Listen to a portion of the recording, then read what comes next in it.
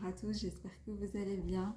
Aujourd'hui, on va parler de la première petite phase de Céleste quand elle est née. Donc, je tiens d'abord à préciser, parce que j'ai eu des retours de ma vidéo, de la toute première que j'ai faite. Donc, je tenais à bien préciser à tout le monde qu'en fait, Céleste, c'est vraiment un cas très rare quand même. Pour vous donner une idée de chiffre, en fait, c'est la troisième sur 12 ans de temps qui a donc les complications qu'elle a eues, donc c'est-à-dire sa malformation cardiaque qui est typique chez les enfants trisomiques. Elle, je le rappelle, elle n'est pas trisomique. Et les complications au niveau de ses petits membres via le rejet de l'ECMO. Donc, je tenais à le préciser parce que j'ai vraiment eu ce retour et je voulais vraiment que ce soit clair là-dessus parce que je l'avais dit dans la première vidéo, mais je n'ai pas assez insisté et je m'en suis rendu compte quand je l'ai revisionné, bien évidemment. Voilà, donc je disais que en fait, donc toute ma grossesse, en fait, on n'a rien vu du tout de particulier. Moi, dès le départ, j'étais très fatiguée. Vers 3 mois à peu près, donc, ils ont fait le triple test donc, pour la trisomie. Voilà. En même temps, ils ont accès pour regarder donc si c'est une petite fille ou un petit garçon. Donc comme c'est un test qui coûte très cher à la base, ils profitent du triple test pour avoir accès en même temps. Voilà, savoir si c'est une petite fille ou un petit garçon, chacun il a le choix de le savoir tout de suite. Moi je l'ai su vraiment quand les tests sont arrivés, j'ai pas hésité, j'ai appelé tout de suite pour savoir. Donc là, on sait que c'était une petite fille. Donc là, aux anges, parce que pour ceux qui ne savent pas et qui nous suivent que depuis là, très récemment, j'ai un grand garçon qui va avoir 11 ans au mois d'avril. Donc, joie de savoir que c'était une petite fille. Comme ça, on a le petit couple, hein, petite fille, petit garçon, c'est cool. Voilà, donc apparemment tout va bien. Donc tout le suivi de la grossesse se fait comme ça. Moi au début je continue de travailler et tout ça. Puis très fatiguée, tout le temps beaucoup de contractions, tout ça. Voilà, donc à un moment donné, le médecin décide de m'arrêter de travailler. Tout simplement parce que j'en pouvais plus. Voilà. Tous les suivis continuent à se faire, tout va bien, pas d'inquiétude. Et puis là, on se retrouve à l'écomorpho. Où là, donc je vais avec la maman de ma meilleure amie. Clairement, j'ai été super contente parce que c'est deux personnes qui font partie de ma vie pour toutes les grosses étapes, en plus de ma famille, de mes parents, tout ça qui sont toujours là, bien évidemment. Mais voilà, donc ce jour-là, papa est travaillé, donc elles ont proposé que ce soit la maman de ma meilleure amie qui vienne. Tout se passe bien. La gynéco super contente et là elle me dit tout va bien, elle est parfaite, il n'y a pas de problème, tout va très bien, elle est parfaite, ne vous inquiétez pas. Bon, petite parenthèse, quand on est médecin, je pense qu'on ne peut pas se permettre de dire à un parent que son bébé il est parfait alors qu'il n'est pas encore là et puis voilà, on ne sait jamais ce qui peut arriver, que ce soit les naissances avant, après. Donc pour moi, c'est vrai que sur le coup, on se dit oh, le médecin il dit qu'elle est parfaite, il n'y a pas de soucis, sourire jusque-là, on est trop contente, on appelle tout le monde. Et voilà. Donc pour l'instant, c'était elle est parfaite, il n'y a pas de soucis.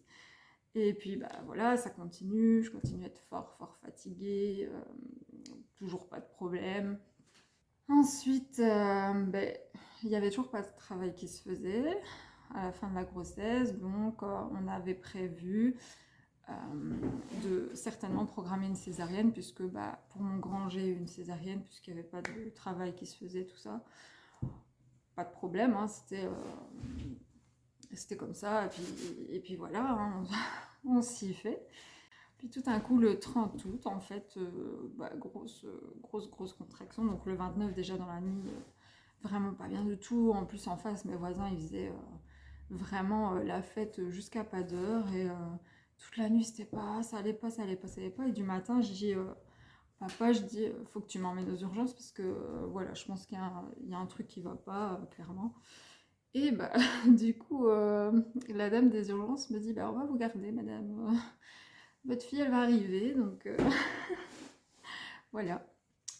Donc ça a commencé comme ça, elle est venue toute seule, alors que c'était programmé pour le 4 septembre, je pense, oui, c'est ça, le 4 septembre, et le terme était le 1er septembre. Bon bah voilà, elle est arrivée le 30 août toute seule. En connaissant ses problèmes, on s'est dit heureusement qu'il n'y a pas eu de soucis à l'accouchement. Heureusement, tout s'est super bien passé, vraiment sans vraiment de problème, vraiment. Donc ensuite, bah, c'était déjà fin de journée, donc en fait il n'y avait plus trop personne. Donc le pédiatre que j'avais demandé moi pour la maternité, il était plus là. Donc voilà, on a attendu, je préfère attendre le lendemain, qu'ils viennent la voir quand il soit là. Donc voilà, la première nuit, top, il n'y a trop rien qui se passe, tout va bien, elle boit son biberon tranquille. Le lendemain, bah voilà, on était super contents, on avait déjà plein de visites, et puis début d'après-midi, le pédiatre qui arrive. Ou fin de matinée, je ne sais plus trop les horaires de visite à ce moment-là, puisqu'il n'y avait pas le corona, donc il y avait plus de possibilités au niveau des visites.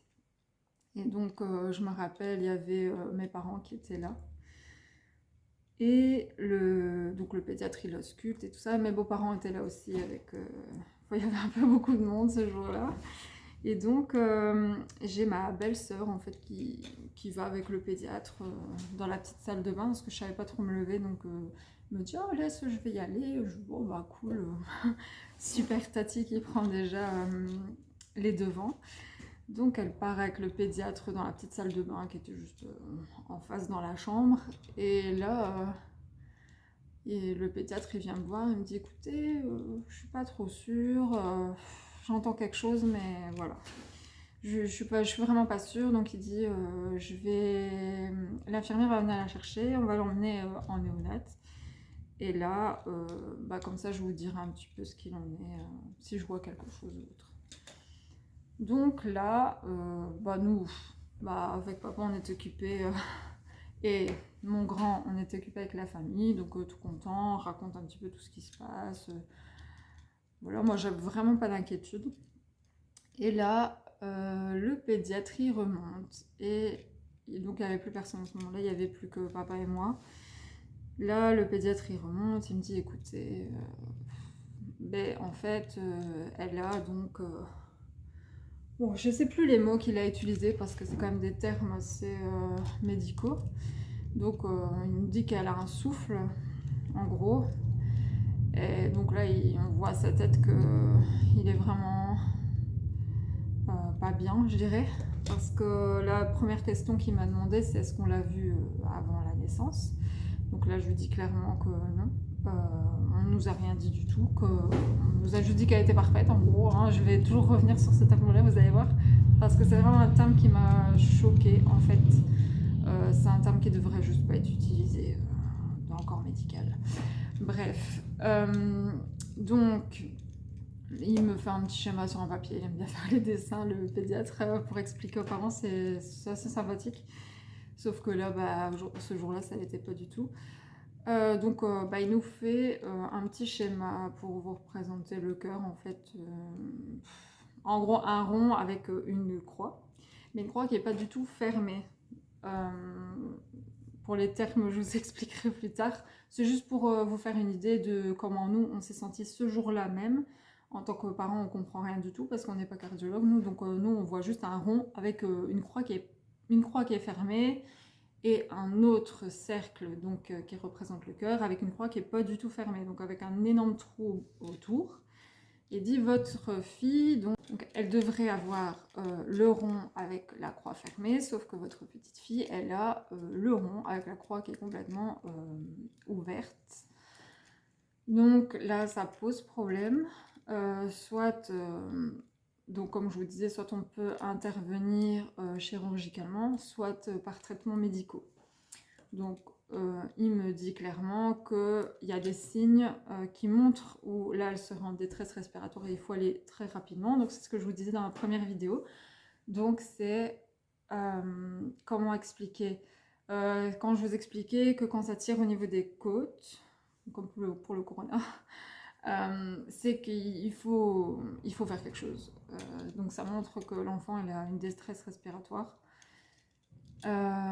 Donc ça s'est produit 2 jours quand on est rentré à la maison. Donc il faut savoir que je suis rentrée du vendredi début de matinée pour mon accouchement. Et je suis ressortie du dimanche début d'après-midi. Très très court. Très très court. Donc ça veut dire que j'ai accouché à 17h et je suis sortie un jour et demi plus tard, quoi. Donc c'est très très court pour voir si ça allait aller ou pas. Je pense qu'ils auraient dû un peu regarder plus, mais bon. Voilà, pour eux c'était pas inquiétant sur le moment. En tout cas le pédiatre était plus ou moins, je dirais pas confiant, hein, parce qu'il n'était pas du tout. Il était surtout très en colère. Je vous dis ça parce que je l'ai vu, j'ai vu son expression sur son visage. D'ailleurs, pour revenir à ça, il nous disait que... Donc en fait, quand il nous a fait le petit dessin, il nous a bien expliqué que c'était une malformation congénitale. Donc ça n'a rien à voir, ce n'est pas génétique, ce n'a rien à voir avec papa ou avec moi, peu importe. C'est vraiment une malformation qui se fait à la conception. Donc c'est quand l'enfant se développe, il y a des choses qui se développent pas ou qui n'ont pas fini de se développer ou à un moment donné ça fait une malformation quelque part. Et là c'est clairement ce qui est arrivé. Voilà, donc c'est la faute à personne, non, c'est comme ça, c'est on va dire c'est la vie qui veut ça, mais elle s'en sort bien. Donc voilà, on est rentré à la maison du dimanche après-midi. Donc tout allait plus ou moins bien, on dirait le temps de s'installer, tout ça, voilà, hein, comme avec tout bébé, quand on rentre, on est beaucoup avec forcément. Puis du mardi, il était vraiment pas bien, hein, il commençait à vomir son biberon. Faut savoir qu'au tout début, elle buvait 30 millilitres, donc c'est rien du tout. 30 millilitres. Donc là, je commence à voir qu'elle a un peu du mal, tout ça. Donc j'appelle le pédiatre. Il me dit c'est bizarre, venez avec elle à l'hôpital. On vivait vraiment à côté de l'hôpital, donc c'était facile pour y aller. Donc je vais, il fait une écho cardiaque et là il dit c'est bizarre. Il dit elle se dégrade quand même déjà vite. J'ai 3 ou 4 jours de vie. Voilà, on voyait qu'il n'était pas du tout rassuré. Donc il me dit qu'il faut surveiller, que si ça empire, là il faudra certainement monter sur Bruxelles. Donc là il contacte déjà un confrère à Bruxelles, qui est professeur en cardiologie, que je salue. Bonjour docteur, bonjour à tous, parce que je sais que ça va se voir, donc voilà. Et là, donc je rentre à la maison, je surveille, elle continue de vomir ses biberons, donc à un moment donné, sachant pas contacter le pédiatre, je m'en vais aux urgences avec elle. Et là, donc elle se fait hospitaliser tout de suite, donc ils mettent une sonde dans le nez, donc c'est un tuyau que vous passez par le nez, qui arrive directement dans l'estomac pour la gaver, donc pour la nourrir, pour être gentil. C'est vraiment comme on gave une noix en fait. Pour moi c'est clairement ça, hein, même si ça fait partie de, comment dire, nourrir l'enfant pour son bien-être, pour qu'il prenne du poids, ça reste un gavage quoi, clairement. Donc voilà, le pédiatre très embêté parce que il s'attendait pas à retrouver Céleste aussi vite en hospitalisation. Donc là on surveille, gavage, elle continue de vomir. Et là forcément ça rate pas. Une infirmière qui me dit vous êtes sûre madame qu'elle vomit parce que vraiment, vous savez c'est des bébés ça régurgite. Hein. Bon, me dit premier coup. Peut-être que j'ai plus la main, quoi. Le mien, il venait d'avoir 10 ans. Donc, mon grand avait 10 ans à ce moment-là. Donc, je me dis, peut-être qu'en 10 ans, ça change. Hein, ça se peut, on sait jamais. Donc, voilà, un peu embêtée de sa réflexion. Parce que je me suis dit que, voilà, ça avait aucun sens. J'aurais dû dire, écoutez, on va surveiller. Voilà, bref. Donc on a fait plusieurs séjours directement, ça enchaînait, hein, on restait 3-4 jours à la maison et de nouveau elle vomissait tout. Enfin, moi j'appelais ça vomir. J'estime que quand on vomit la quantité qu'on vient de manger, c'est qu'on vomit. C'est pas pour tout le monde pareil apparemment. Donc là j'arrive aux urgences, je crois qu'au bout de 2-3 fois euh, d'hospitalisation. Donc le pédiatre par téléphone, il dit à sa collègue des urgences, écoutez, c'est pas possible, on peut pas reprendre encore Céleste en hospitalisation, chaque fois c'est des gavages et des trucs comme ça. Et donc il faut aller à Bruxelles. Donc là, il téléphone à son collègue de Bruxelles avec qui il a travaillé. Et là, il me dit que je peux aller 2 jours plus tard. Ou du lendemain? Du lendemain déjà. Donc on pouvait déjà aller du lendemain en consultation. Donc là, avec papa, bah, on part en consultation avec Céleste, puisque le grand était à l'école. Donc on part. Route assez compliquée. C'était la première fois, donc c'était un peu chaud. Céleste, en fait, elle buvait toujours que ces 30 petits millilitres là. Et comme elle vomissait tout le temps, bah, en fait, elle avait tout le temps faim. Donc c'était une vraie calamité. La nuit, pareil, toutes les heures, il fallait se lever, elle venait à manger, elle hurlait, elle vomissait, enfin c'était carnage.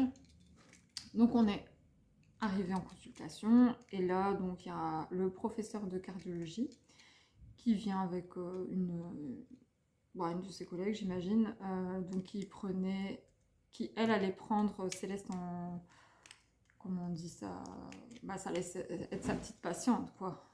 Donc là, il nous explique, il nous donne un petit livre en nous disant, voilà, Céleste, elle a donc une cardiopathie qui est typique chez les enfants trisomiques. Et le mieux, c'est, en fait, il faut intervenir chirurgicalement. Donc là, elle doit atteindre 5 kilos. Elle faisait... Ouais, quand elle s'est fait opérer, elle faisait 3,8 kg, mais je crois qu'elle faisait déjà 3,8 kg depuis longtemps. Déjà depuis presque le début, en fait. Elle était à 3 kg 100 et elle est restée vraiment tout petit poids dès le début. Donc, elle nous dit il faut que pour que les chirurgiens qu'ils soient à l'aise et qu'ils aient de la place pour travailler au niveau du cœur, il faut qu'elle atteigne 5 kilos.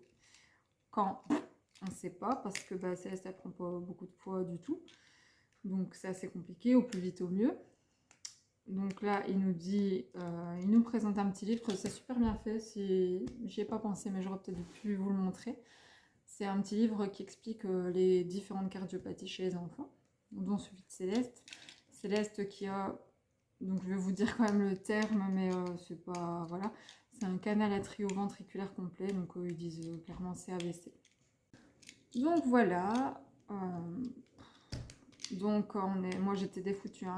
Tout le temps que le professeur lui a parlé, j'ai entendu bla bla bla, puis j'ai entendu, mon cerveau a entendu c'est terminé quoi.